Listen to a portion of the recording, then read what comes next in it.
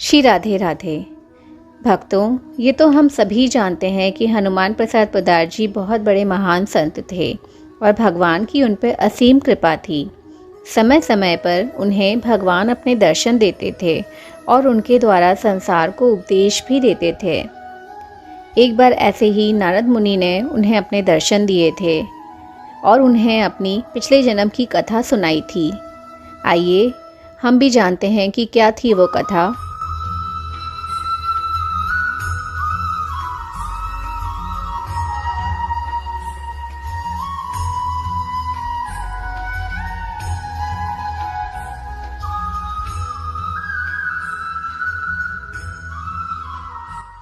नारद मुनि बताते हैं, हे महामुनि, मैं पूर्व काल में एक दासी पुत्र था। एक समय चतुर्मास बिताने के लिए वर्षा काल में हमारे गांव में बहुत से महात्मा पधारे। मैं छोटा बालक था।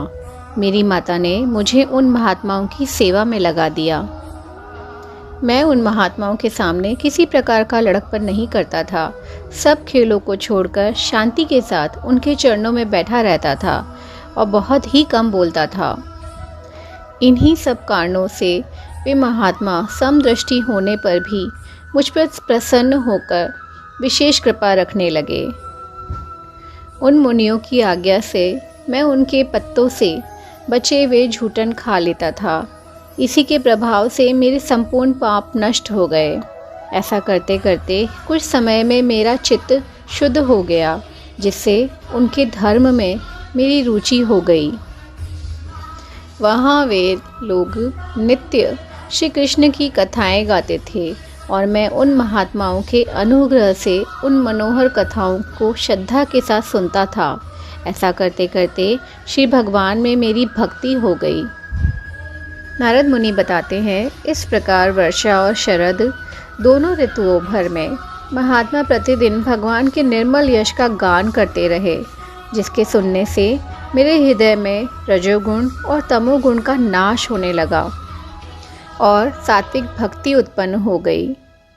मुझको अनुरागी, आश्रित, जितेंद्रिय, श्रद्धालु और पापहीन बालक रूप दास समझकर उन महात्माओं ने गांव से जाते समय परम कृपा करके साक्षात भगवान के द्वारा दिया गया ज्ञान मुझसे कहा, जिस ज्ञान के द्वारा मैं भगवान वासुदेव की माया के प्रभाव को जान गया, जिसके जानने से पुरुष परमात्मा के परम पद को प्राप्त होता है।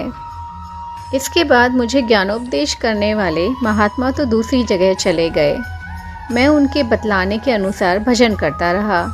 मेरी माता का मैं एक ही पुत्र था, जिससे मुझ पर माता का बड़ा स्नेह था। वह मुझको भी अनन्य गति समझती थी। एक दिन काल प्रेरित सर्प ने मेरी स्नेहमयी माता को डस लिया, जिससे उसकी मृत्यु हो गई। तब मैं उत्तर दिशा की ओर चल दिया और वहाँ एक घने वन में पहुंचकर नदी किनारे एक पीपल के वृक्ष की जड़ में बैठकर भगवान का चिंतन और चित्त को एकाग्र करके भक्तिपूर्वक भगवान के चरण कमलों का ध्यान करने लगा। उस समय प्रेमावेश से मेरी आँखों में आनंद के आंसू भर आए और मैंने देखा मेरे हृदय में भगवान श्री हरि प्रकट हो गए। भगवान के दर्शन पाते ही प्रेम की बाढ़ सी आ गई।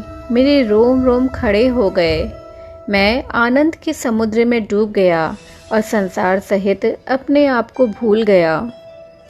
सहसा भगवान का वो मनमोहन परम सुंदर रूप गायब हो गया। तब मुझे बड़ा दुख हुआ।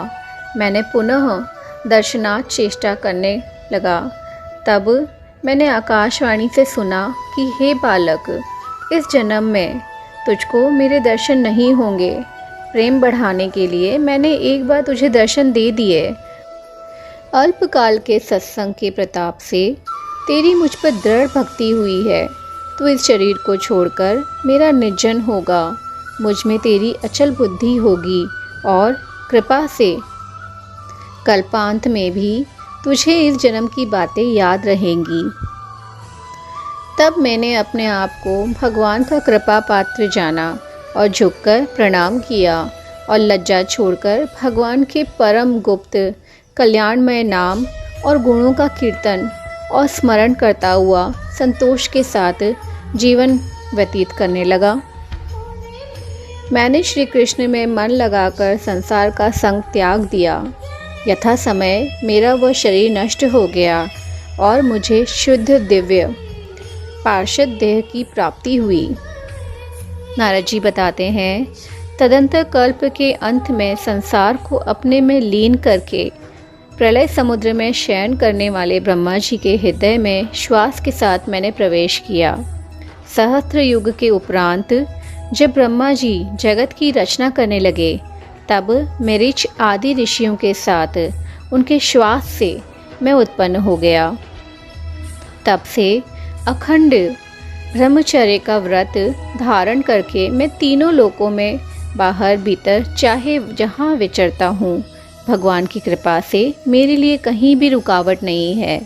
स्वयं भगवान की दी हुई इस स्वरमय ब्रह्म से विभूषित वीणा को बजाकर हरि गुण गाता हुआ मैं सर्वत्र विचरता हूँ।